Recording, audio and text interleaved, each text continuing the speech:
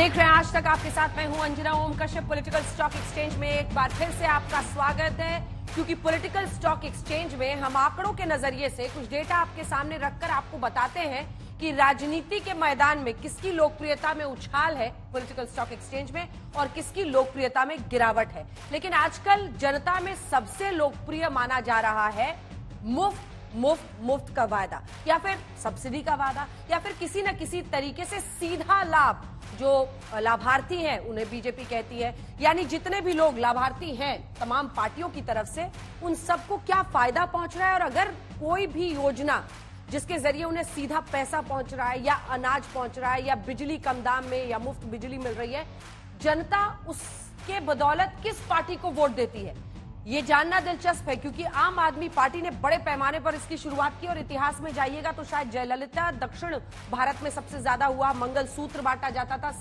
साड़ी मुफ्त की, उसके बाद से अनाज 1 रुपए किलो में। वहां से आता हुआ पूरे उत्तर भारत में, और बल्कि पूरे भारत में तमाम पार्टियां अपने अपने मैनिफेस्टो में कितना फ्री का दे रही हैं, इस पर जोर डालती हैं, क्योंकि अब सबको लगता है कि वोट इसी के जरिए आसानी से अपनी तरफ लाया जा सकता है।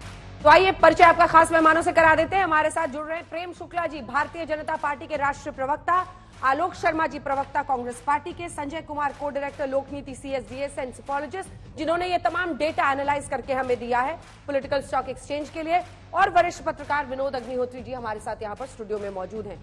सबसे पहले जो आंकड़ा हम आपके सामने रखने वाले हैं वो गुजरात का है। गुजरात के विधानसभा चुनाव 2022 में जो योजनाएं थी उस पर लाभार्थियों ने किसे वोट दिया, बहुत दिलचस्प है। फ्री राशन पर अगर 27% लोगों ने कांग्रेस पार्टी को वोट दिया, तो भारतीय जनता पार्टी को मिले 54% वोट, और वहीं आम आदमी पार्टी को 13% वोट। लगभग डबल आप समझिए एक तरह से बीजेपी को यहां पर मिला है। दूसरे नंबर से बिल या लोन माफी, यहां पर भी फिर बीजेपी बाजी मारती है, और नतीजे भी वैसे ही आए। 17-65 बीजेपी को, कांग्रेस को 17 ही आम आदमी पार्टी को। फ्री या सस्ती मेडिकल सुविधा, एक बार फिर बीजेपी बहुत आगे है, प्रचंड जीत भी यहां पर बीजेपी को मिली थी। 22 कांग्रेस, 13 आप। सस्ती दरों पर बिजली पानी, ये देखिए 68% भारतीय जनता पार्टी को ये योजना लेने वाले लोगों ने वोट किया, वहीं 15% कांग्रेस, 14% आप। सस्ती दरों पर बिजली पानी, ये हमने आपको बता दिया। मनरेगा पर आते हैं। मनरेगा में आप देखेंगे 50% बीजेपी, यहां पर कांग्रेस के पास ठीक ठाक 35% लोग हैं जो कांग्रेस पार्टी को वोट देते हैं। मनरेगा शुरू यूपीए सरकार में ही हुआ था, शायद ये भी इसकी एक वजह हो, और आम आदमी पार्टी को 11। तो गुजरात में आपने देख लिया कि जो सत्ताधारी पार्टी थी, क्योंकि जो एनालिसिस है संजय जी का वो यही है कि जिस राज्य में जिसकी सरकार है, या फिर जो भी लोकसभा में भी अगर जो सत्ताधारी पार्टी है वो अगर वादे करती है या मुफ्त की बातें करती है, तो उस पर लोगों का रुझान ज्यादा होता है, वोट ज्यादा उसको मिलता है। इसी को प्रमाणित करने के लिए अगला राज्य हम आपको दिखा रहे हैं, उत्तर प्रदेश। यहां पर भी बीजेपी की जीत हुई थी, और यहां पर देख लीजिए फ्री राशन के मुद्दे पर 42% ने बीजेपी को वोट दिया। नंबर 2 पर समाजवादी पार्टी 32, 13 के साथ बीएसपी 3 पर, और 2 के साथ कांग्रेस नंबर 4 पर। किसान सम्मान निधि 46 बीजेपी, 29 समाजवादी पार्टी, 12 पर बीएसपी, 2 पर कांग्रेस। फ्री साइकिल या स्कूटी या बाइक, इसमें देखिए फिर 42% पर भारतीय जनता पार्टी है, 32 पर नंबर 2 समाजवादी पार्टी, और 12 आप देख रहे हैं बीएसपी को, 4 कांग्रेस को। घर बनाने में आर्थिक मदद अगला जो है, यहां पर 45%, लगभग आधा पूरा बीजेपी को जाता हुआ, 29% समाजवादी पार्टी, 14 बीएसपी, 3 कांग्रेस। सस्ती दरों पर बिजली पानी, ये दिखा दीजिए जल्दी से। इसमें आप देखेंगे 46%, सबसे ज्यादा किसान सम्मान निधि और सस्ती दरों पर बिजली पानी, 46 दोनों यूपी में बीजेपी को चला गया। 27 पर एसपी, 12 बीएसपी और 5 कांग्रेस। अब हम लोग आ जाते हैं लोकसभा चुनाव में लाभार्थियों ने किसे दिया वोट। ये 2019 के लोकसभा चुनाव के आंकड़े हम दिखा रहे हैं आपको, जिसमें 46% ने एनडीए को वोट किया आवास योजना पर, 30 यूपीए को। 5 लाख तक फ्री स्वास्थ्य सुविधा 47% एनडीए को, 29% यूपीए को। उज्ज्वला योजना, जो कि एक बड़ी भूमिका जिसकी रही एनडीए की जीत में, 49% लगभग आधे लोग, और वहीं 26% यूपीए को। जन धन योजना 50% एनडीए को और 24% यूपीए को। पेंशन का पैसा 40%। ये लोकसभा चुनाव का आंकड़ा आपने देख लिया, लेकिन अब दो जो राज्य हैं हमने ऐसे निकाले हैं, जिसमें असम को तो छोड़ दीजिए, लेकिन पश्चिम बंगाल, यहां पर देखिए टीएमसी की सरकार थी और टीएमसी को ही फायदा हो रहा है, जो इस बात को कहीं ना कहीं आगे ले जाता है कि जो सत्ताधारी पार्टी है उसको ऐसी मुफ्त की योजनाओं का ज्यादा फायदा मिलता है। 60% कन्याश्री जो प्रकल्प प्रोग्राम था उस पर 60% ने टीएमसी को वोट दिया हो, 30 बीजेपी, 9 लेफ्ट। अब दुआरे सरकार, घर पर special camp 59 TMC, 29 BJP, 9 left. मां योजना 5 रुपए में खाना वाली योजना थी ये, इसमें देखेंगे आप 62% टीएमसी को, 30% बीजेपी को, 7% लेफ्ट को।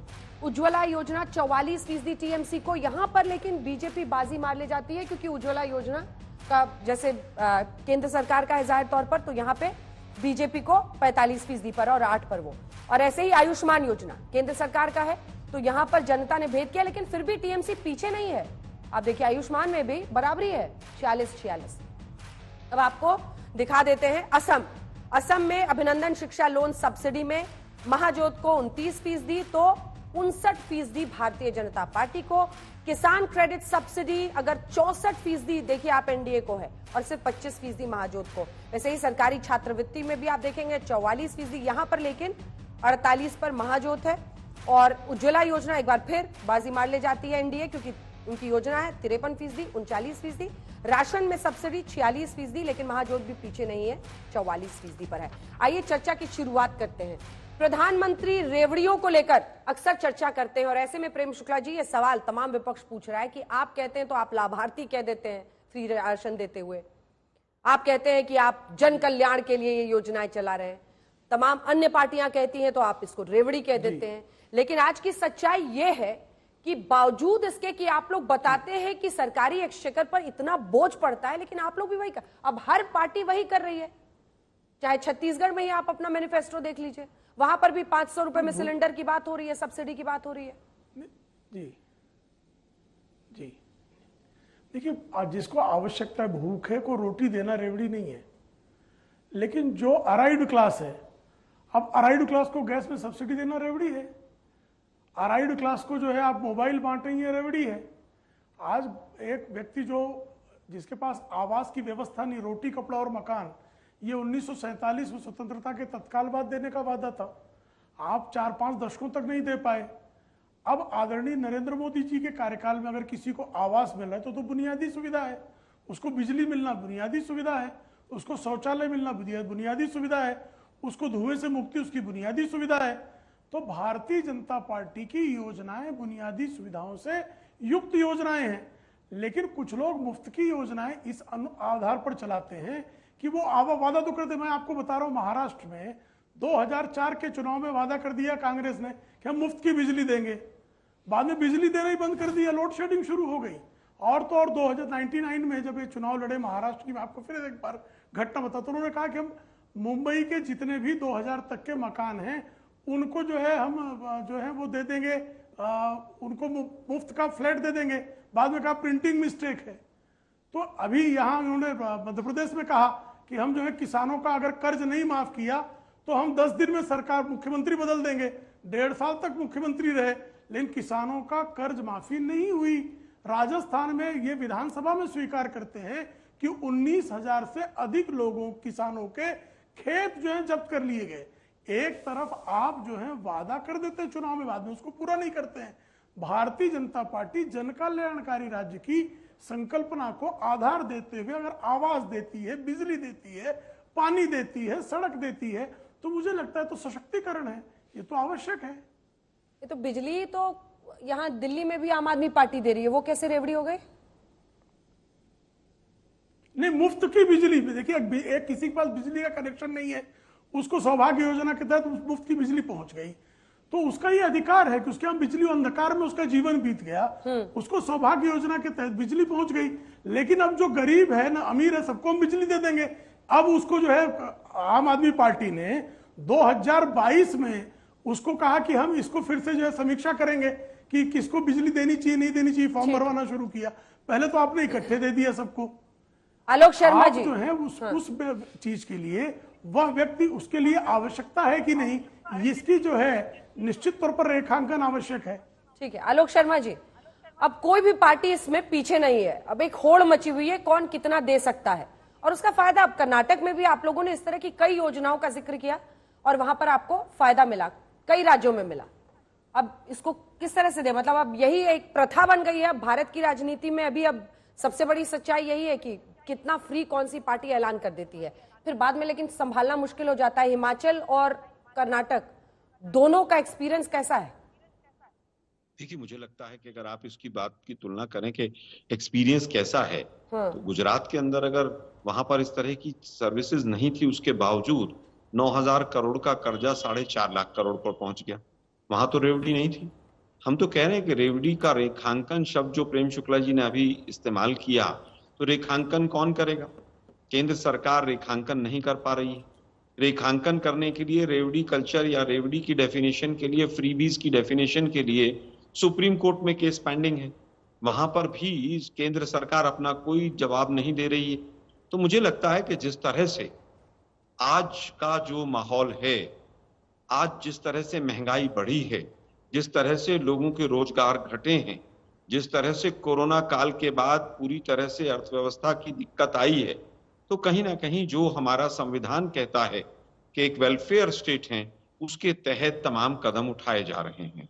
और इसमें बीजेपी बार बार जो बात करती है, मोदी जी का मुझे याद है 2017 में जनवरी में, और अगर डेट भी मुझे याद हो तो शायद 14 जनवरी थी, उत्तर प्रदेश का चुनाव था सर पर, और उत्तर प्रदेश में मोदी जी ने कहा था कि मैं किसानों का कर्जा माफ करूंगा, और 2014 का भी वक्तव्य है कि किसानों का कर्जा माफ करेंगे। मतलब आप अगर घोषणा करें तब तो वो बहुत अच्छा है, और अगर दूसरा कोई घोषणा करे तो वो गलत है। मध्य प्रदेश में केवल एक योजना के ऊपर पूरा चुनाव लड़ा जा रहा है, और उसका नाम है लाडली बहना। लाडली बहना में क्या है, 1250 रुपए हम प्रति अकाउंट में देंगे, और वो उसमें कहीं पर गरीब और अमीर का नहीं है। मैं उसका विरोध नहीं कर रहा, महिलाओं का सशक्तिकरण होना चाहिए, रसोई की बिल्कुल जो हालत है वो बिगड़ी हुई है, लेकिन वो किसकी वजह से बिगड़ी हुई है वो भी आप देख लीजिए। तो पूरी तरह से भारतीय जनता पार्टी अपने लिए अलग कानून सोचती है, और दूसरा कोई करे तो अलग कानून सोचती है। अगर वहां पर होली और दिवाली पर 2 गैस के cylinder free Amit Shah ji announce करें तो वो बहुत अच्छा है, और 1 बाटला फ्री मिलेगा दिवाली के ऊपर गुजरात में अनाउंस हो, गुजरात जैसे अग्रणी राज्य में। मुझे लगता है कि बीजेपी पूरी तरह से फंसी हुई है कि जिस तरह से महंगाई बढ़ी है, वो न तो खुद कुछ कर पा रही है। 2,000 रुपए किसान निधि के नाम पर किसानों के अकाउंट में डलते हैं, लेकिन 4,000 रुपए उनकी जेब से बाहर निकाल लिए जाते हैं। बीजेपी शांति से इन फ्रीबीज पर एक व्हाइट पेपर लेकर आए। चलिए ठीक है, मैं लौटूंगी इस पर, लेकिन संजय जी, एक तो ये डेटा क्या कहता है, और इधर वाकई लाडली योजना पर जैसे पूरी ताकत शिवराज सिंह चौहान ने झोंक दी है। वो 1250 का तो दम भर ही रहे हैं, उसको फिर कह रहे हैं कि मैं 1,500 करूंगा, 2,000 करूंगा। यहाँ गहलोत साहब को देखिए तो वो अपनी योजनाओं को आगे कर रहे हैं। सबको लग रहा है कि यही नैया पार लगा देगी, और दोनों जगह इनकम्बेंट गवर्नमेंट है। देखिए अंजना जी, ये डेटा क्या कहता है, मुझे लगता है कई बार ऐसा परसेप्शन बनने लगता है कि इन स्कीम्स का फायदा सिर्फ बीजेपी सरकार को मिलती है, या बीजेपी पार्टी ही इन स्कीम्स का फायदा उठाती है। आंकड़े अलग अलग राज्यों के पेश किए, गुजरात भी था, बंगाल भी है, नेशनल इलेक्शन स्टडी 2019 में जो लोकसभा के चुनाव हुए उसके भी आंकड़े अपने पेश किए, और आंकड़े ये बता रहे हैं कि जिस भी राज्य में जिस पार्टी की सरकार होती है, आमूमन उस पार्टी को तमाम स्कीम्स का फायदा मिलता है। तमाम राज्यों में, अब बंगाल में आपने देखा, अगर 2 स्कीम्स को छोड़ दें जिसकी चर्चा केंद्र सरकार के द्वारा ज्यादा होती है, और वो केंद्र सरकार की स्कीम है, मैं उज्ज्वला स्कीम और आयुष्मान योजना की बात कर रहा हूं। इन 2 स्कीम्स के जो लाभार्थी हैं उनका वोट तो आपको बटा हुआ दिखाई पड़ रहा है तृणमूल कांग्रेस और बीजेपी के बीच में, लेकिन ऐसे तमाम राज्यों के स्कीम थे, राज्य सरकार की स्कीम, जिसका फायदा तृणमूल कांग्रेस को मिलता है। तो ये बात स्पष्ट होती है कि सिर्फ बीजेपी को इन स्कीम्स का फायदा नहीं होता, या सिर्फ आम आदमी पार्टी इस स्कीम्स का फायदा नहीं उठाती। दिल्ली की जब चर्चा होती है, आम आदमी पार्टी की जब चर्चा होती है, तो अक्सर ये कहा जाता है कि आम आदमी पार्टी तो चुनाव कैसे जीत रही है, ये तो सिर्फ फ्रीबीज पे जीत रही है। आम आदमी पार्टी को भी फायदा होता है, तृणमूल कांग्रेस को भी फायदा होता है, बीजेपी को भी फायदा है, और कांग्रेस को भी फायदा हो रहा है। तो मुझे लगता है आंकड़ों का लबोलुबाब निचोड़ जो है यही है कि जिस पार्टी की सरकार है उसको जो तमाम वेलफेयर स्कीम्स हैं उसका फायदा होता हुआ दिखाई पड़ता है। इसी के लिए अगर आप ये विधानसभा, जो 5 राज्यों में विधानसभा के चुनाव हैं, उनको अगर मैं गौर से देखता हूं तो मुझे लगता है पार्टियां चुनाव नहीं लड़ रही हैं, स्कीम्स चुनाव लड़ रही हैं। सही एक कहता है 400 रुपए, तो कहता है मैं और बढ़ा के दूंगा। तो सारे स्कीम्स के बीच में होड़ मची हुई है।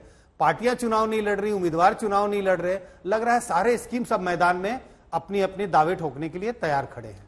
ये अच्छा है या गलत है अग्निहोत्री जी? क्योंकि ये किस दिशा में राजनीति को ले जा रहा है कि तुमने इतने में दिया, हम इतने में देंगे, तुमने इतना पहुंचाया, हम इतना पहुंचा रहे हैं।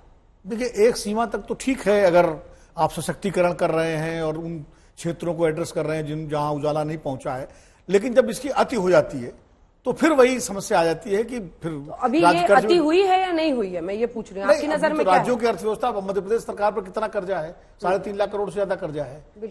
राजस्थान पर कितना कर्जा है? पंजाब पर कितना कर्जा है? पता लग जाएगा अति है कि नहीं अति है। ये आंकड़े बता देंगे कि राज्यों पर कितना कर्जा है। भारत सरकार पर 150 लाख करोड़ का कर्जा हो गया है। तो अब लेकिन मुझे लगता है कि मैं उस पर कहना चाहूंगा जो आंकड़े आपको बता रहे हैं, देखिए जिस पर जनता को भरोसा होता है, क्रेडिबिलिटी इसकी, या ये पार्टी वादा कर रही है या ये नेता वादा कर रहा है तो ये पूरा होगा। जैसे केंद्र में आप 2019 के चुनाव में 2 वादे हुए थे। एक वादा हुआ था, कांग्रेस सरकार ने न्याय योजना का किया था, और किसान सम्मान निधि का वादा किया था बीजेपी ने।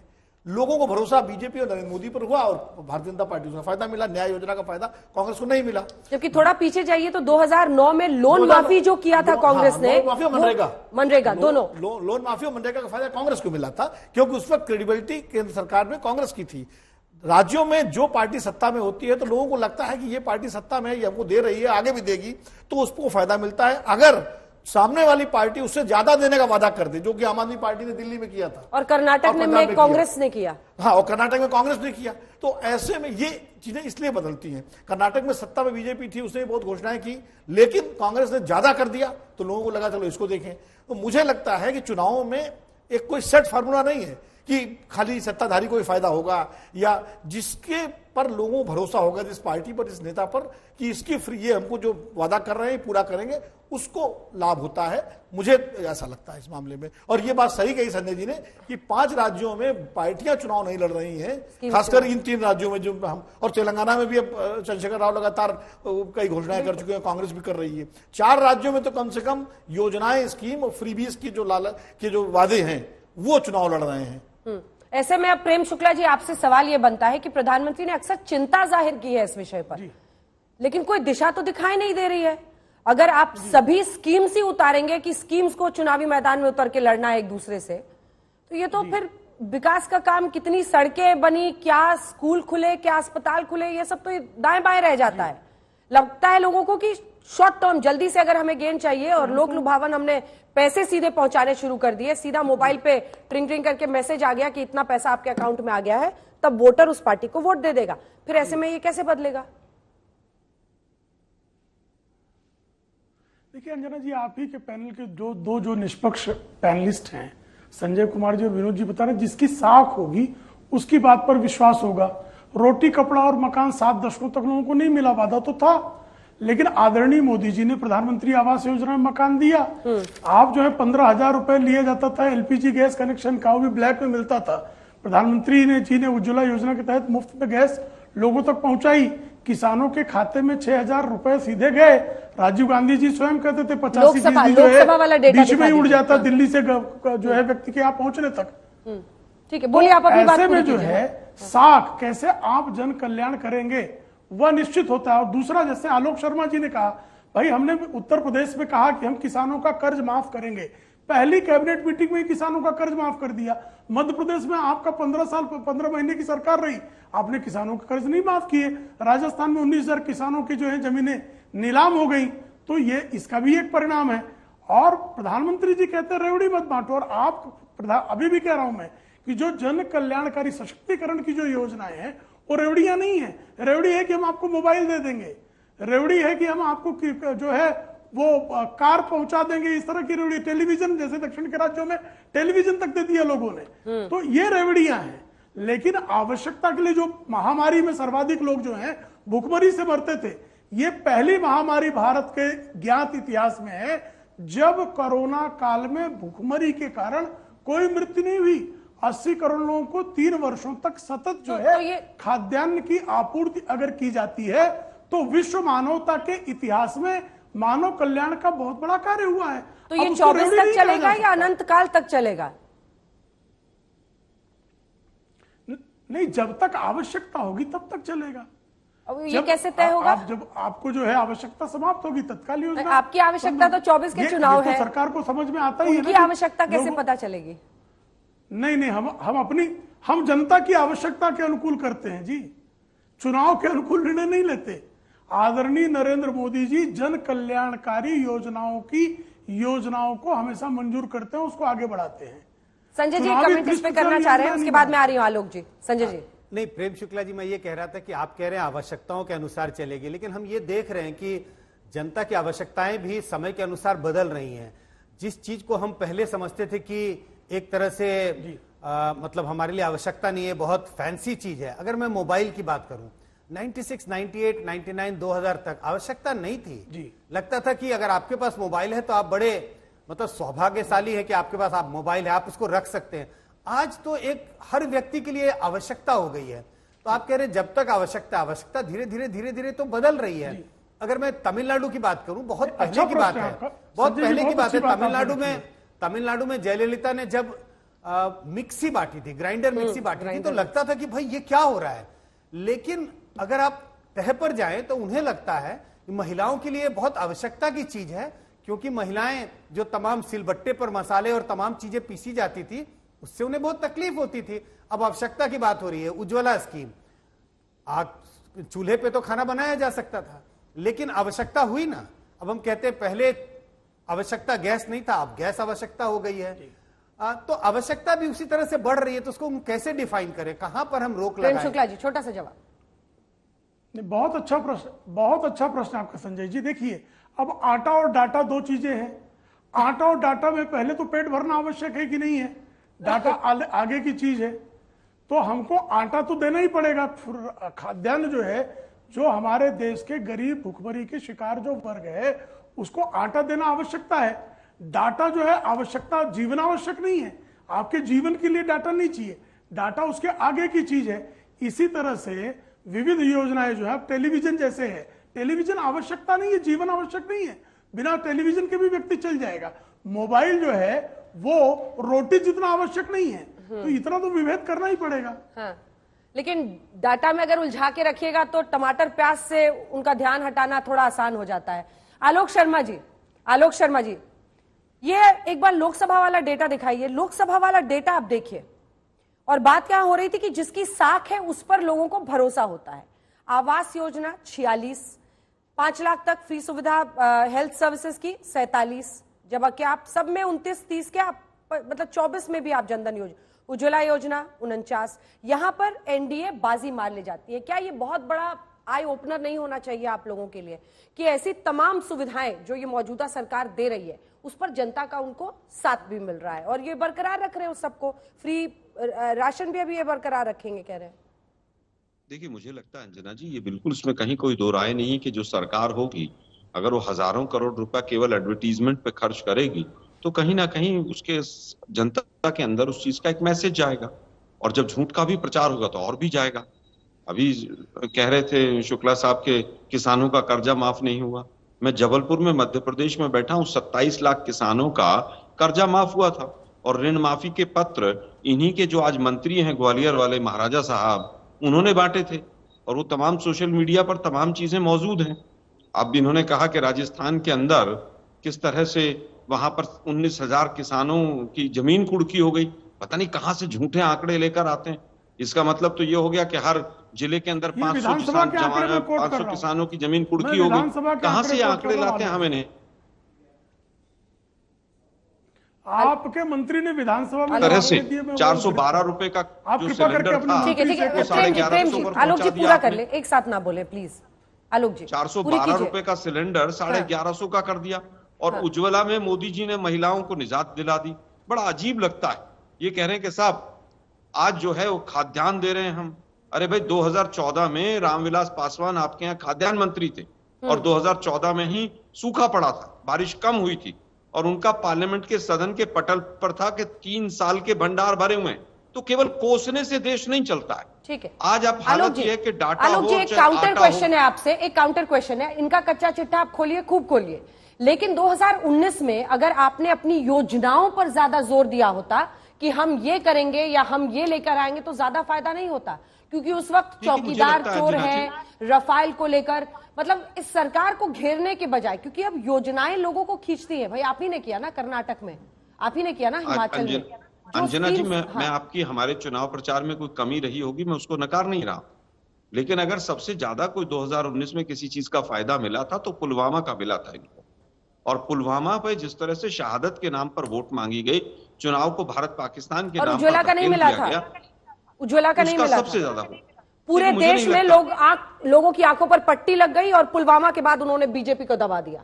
न उज्ज्वला का देखिए, उनको बहुत- फायदा हुआ, न आवास योजना, कुछ फायदा नहीं। मुझे लगता है ये डेटा गड़बड़ है। सरकार की कोई योजना होगी तो उसका फायदा भी होगा, लेकिन मैंने कहा कि सबसे ज्यादा अगर फायदा हुआ तो पुलवामा का हुआ, कपटी राष्ट्रवाद का हुआ, जवानों की शहादत पे वोट मांगी गई उसका हुआ। मैं अपनी बात पर पूरी तरह से अडिग हूं, पूरी तरह से। अब मैं जानना चाहता हूं कि 80 करोड़ लोगों को राशन दिया जा रहा है, ये कौन सी कमेटी है और कब डिसाइड किया था? आज कोरोना गए 2 साल 3 साल हो गए, ये फ्री भी नहीं मानते हैं लोग। मैं इसका विरोध भी नहीं कर रहा हूं, अगर कहीं पर आवश्यकता है तो जरूर मिलना चाहिए, लेकिन यहां पर मैं मध्य प्रदेश में बैठा हूं, पिछले 10 महीने से वृद्धावस्था पेंशन यहां पर बंद है, पिछले 1 साल से बच्चों की स्कॉलरशिप बंद है, क्योंकि लाडली बहना योजना चलानी है, लेकिन ये फ्री भी नहीं, ये वोट की राजनीति नहीं। ठीक है, विनोद जी का एक दूसरा काउंटर व्यक्ति अगर पॉइंट है। करता है तो जरूर होगा। हाँ ठीक है, विनोद जी का एक काउंटर आलोक जी से मैं थोड़ा सा दो चीजें मैं कहना चाह रहा हूं। देखिए आलोक जी, मुझे लगता है 2019 के चुनाव के बाद ये कांग्रेस पार्टी को समझ में आ गया कि बजाय सरकार पर नकारात्मक हमला करने के कुछ जनता के लिए कुछ स्कीम ले जाएं, तब ज्यादा फायदा होगा, जो अंजना जी ने कहा। अगर आप अपनी न्याय योजना का प्रचार प्रसार पर ज्यादा ध्यान देते बजाय चौकीदार और राफेल की, तो शायद आपकी स्थिति बेहतर होती है। मैं नहीं कह रहा सरकार बना पाते ना बना पाते, लेकिन 53 की बजाय हो सकता है आप 103 होते। मतलब कहने का कि आपकी सीटों में इजाफा होता, आपकी स्थिति बेहतर होती। लेकिन अभी भी अडानी पर फोकस है। फोकस किया। कर्नाटक में आपने भ्रष्टाचार पे फोकस किया, लेकिन उससे ज्यादा आपने अपनी योजनाओं पे फोकस किया। हिमाचल में आपने अपनी योजनाओं पे फोकस किया, उसका लाभ आपको मिला। उत्तर प्रदेश में देखिए, जो मैं साख वाली बात क्यों कह रहा था, उत्तर प्रदेश में प्रियंका जी ने बहुत मेहनत की, स्कूटी, मोबाइल बांटना, लड़की हूं लड़ सकती हूं, तमाम सारे नारे दिए, बहुत अच्छे कैंपेन भी किया, लेकिन नतीजा कुछ नहीं निकला। क्यों? क्योंकि वहां आपकी पार्टी की साख कमजोर हो गई है, वो साख गिर चुकी है। और कांग्रेस के बारे में यह है कि भाई पता नहीं जीत पाएंगे नहीं जीत पाएंगे। इसलिए राजनीति में साख और जीत कर आने का बड़ा महत्व है कि अगर ये पार्टी जीत रही है तो लोग उसे भरोसा करते हैं। जो छोटा सा जवाब आलोक जी, छोटा सा जवाब। मुझे लगता है कि साख की अगर बात की जाए तो मोदी साहब 2014 के बाद 35 से 40 राज्यों में चुनाव हारे हैं, तो क्या साख खत्म हो गई थी? मैं नहीं मानता इस बात को। मेरा मानना है कि साख जब झूठे वायदे किए जाते हैं कि 15 लाख रुपए अकाउंट में आएंगे और तमाम, मैं समझता हूं कि देश के प्रधानमंत्री ने जितने झूठे वायदे इस टर्म में किए हैं पिछले 10 साल में, इतने तो किसी ने भी नहीं किए। महंगाई अपनी चरम अवस्था पर है और बेरोजगारी अपनी चरम अवस्था पर है। मैं फिर कहूंगा कि राफेल में अगर जांच होती है और अगर पेगासस में जांच होती है, अडानी की जांच होती है और मीडिया भी साथ देता है, तो ये सरकार 6 महीने में गिर सकती है। लेकिन दुर्भाग्य है कि तमाम जो सुप्रीम कोर्ट के जजेस हैं, वो जब गवर्नर बन जाएंगे तो जांच के नाम पर तमाम प्रश्न चिन्ह खड़े होंगे। वो मुद्दे हैं और वो मुद्दे आगे भी रहेंगे। हमारे चुनाव प्रचार में, हमारे संगठन में कहीं पर कमी हो सकती है, लेकिन आज अगर आप मोदी जी और अमित शाह जी के तमाम चुनाव प्रचार और सरकारी पैसे के दुरुपयोग को हटा दें तो बीजेपी कहां स्टैंड करती है? बीजेपी केवल हिंदी बेल्ट में हिंदू मुस्लिम के नाम पर चुनाव जीतती है। हिंदू मुस्लिम करना, 80-20 करना, रामजादे और दूसरा शब्द इस्तेमाल करना, इन चीजों पर चुनाव हो रहा है। असली मुद्दों से कैसे भटकाया जाए, ये तो बीजेपी की मास्टरी है इसके अंदर। वो कह रहे हैं हिंदुत्व पर और हिंदू मुस्लिम करके जीतती है, लेकिन यूपी में तमाम जगहों पर उस वक्त भी आया और आपने भी इसमें उज्ज्वला योजना दिखाया जिसमें लगभग 50%, 49% लोकसभा में फायदा उनको हुआ। योजनाओं का होता है या जो गांव में गरीब गुरबा जो तमाम लोग हैं, वो भी पुलवामा में अटैक हुआ और भारत ने उसका जवाब दिया, इसलिए वोट दे देते हैं बीजेपी को। देखिए, मुझे लगता है कि जैसे अगर हम एक केक की बात करें तो एक बेस होता है जी। मैं विनोद जी की बात से को एक तरह से आगे बढ़ाने की कोशिश कर रहा हूं कि पार्टी की साख सबसे जरूरी है। अगर आपके पार्टी की साख नहीं है तो आप तमाम स्कीम्स ले आए, तमाम तरह के हथकंडों का अपना लें, लेकिन पार्टी चुनाव नहीं जीत सकती। तो केक का मैं उदाहरण दे रहा था, वो बेस है, तो नीचे एक मजबूत बेस की जरूरत होती है, और आप देखेंगे केक पर उसके तमाम लेयर्स होते हैं। जिन बातों का जिक्र आप कर रही हैं अंजना जी, या जिसका आलोक शर्मा जी कर रहे हैं, जो मैं जिक्र जिन बातों का कर रहा हूं, ये सब उसके लेयर्स हैं। अब सवाल यह है कि ये कौन सा लेयर कितना मोटा है, लाभार्थी होने का कितना फायदा मिलता है, या तमाम हिंदुत्व के मुद्दों को, जाति पाति के मुद्दों को जनता के बीच में लाने का कितना फायदा मिलता है। इसके तमाम लेयर्स हैं। तो हिंदुत्व का मुद्दा वो भी फायदा पहुंचाता है, ऐसा नहीं है कि वो फायदा नहीं पहुंचाता, लेकिन मैंने देखा है कई बार कि बीजेपी या तमाम पार्टियां धर्म के मुद्दे को तब लाती है सामने जब उन्हें लगता है दूसरे मुद्दों के सहारे पार्टी आश्वस्त नहीं है कि वो चुनाव जीत जाएगी। तो मैं ट्रम्प कार्ड के रूप में, मुझे लगता है वो ट्रम्प कार्ड है, जब सब कुछ फेल कर रहा हो तब उसको लेकर के आए। अगर दूसरे चीजों के सहारे पार्टी चुनाव जीतने में सक्षम फील करती है, तब उसका सहारा नहीं लेती है कोई। ठीक है आलोक जी, छोटा सा कमेंट, आपने हाथ उठाया, उसके बाद मैं अगले टॉपिक पे आना चाह रही हूँ। मध्य प्रदेश में मैं बैठा हुआ हूँ और यहाँ पर पूरे मध्य प्रदेश में होर्डिंग लगे हैं राम मंदिर के। 18.5-19 साल तक शासन करने के बाद, शिवराज सिंह चौहान के चेहरे को हटाने के बाद वापस राम मंदिर के दर्शन के लिए और राम मंदिर के फोटो के सहारे चुनाव लड़ा जा रहा है।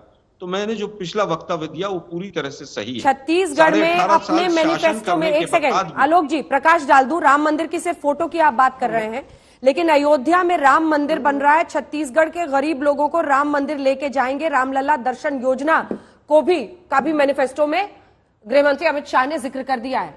वो तो कह रहे हैं कि हम दर्शन कराएंगे वहां के। मैं वही कह रहा हूं ना, फिर केजरीवाल कैसे गलत है, फिर बाकी लोग कैसे गलत हैं?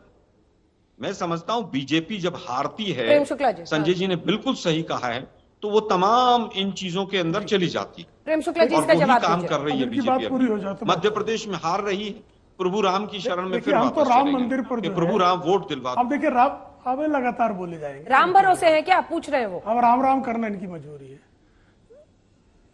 नहीं, हम तो राम पर विश्वास पहले से ही करते, राम पर हमारा भरोसा था, बाबर पे इनका भरोसा था, ये राम की तरफ भागे चले आ रहे हैं। आज ही कमलनाथ जी ने कहा है कि राम मंदिर का ताला जो है वो खुलवाया था राजीव गांधी, तो लगवाया किसने था? नेहरू जी ने। तो नेहरू जी ने ताला लगवाया था, उस पाप को भी जरा आप याद कर लीजिए। और राम मंदिर का संकल्प 1989 से हमारे पास है। यही आलोक जी हमसे 2019 के पहले रोज पूछते थे, मंदिर वहीं बनाएंगे, तारीख नहीं बताएंगे। अब तारीख बता दिया, आपने तो संसद में कहा था बाबरी बनवाएंगे ना। हिम्मत हो राहुल गांधी की, जरा बाबरी बनवा ले। कांग्रेस का जरा आप वादा पूरा करवा ले। औकात हो राहुल गांधी की तो अयोध्या में राम मंदिर की जगह बाबरी बनवा ले, है हिम्मत, पूरा कर ले।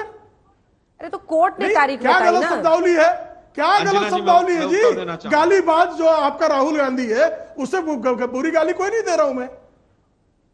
क्या अंजना जी, मैं उत्तर देना चाहूंगा। पिछड़ों को गरिया नहीं रहा हूं मैं। का इस्तेमाल ये लोग करते हैं, बीजेपी के लोग यही बता रहे हैं कि पांचों राज्यों में औकात क्या गलत शब्दावली है जी? और जहां तक बात मल्लिकार्जुन खड़गे रोज पूछते हैं औकात, राम मंदिर के ऊपर जब ये अब आपके राहुल गांधी रोज पूछते हैं औकात। औकात गलत शब्द हो गई, औकात पूछे नहीं क्या राहुल गांधी? ठीक है, और जब अरे छोड़ो ना यार, औकात किसकी क्या है, छोड़ दो।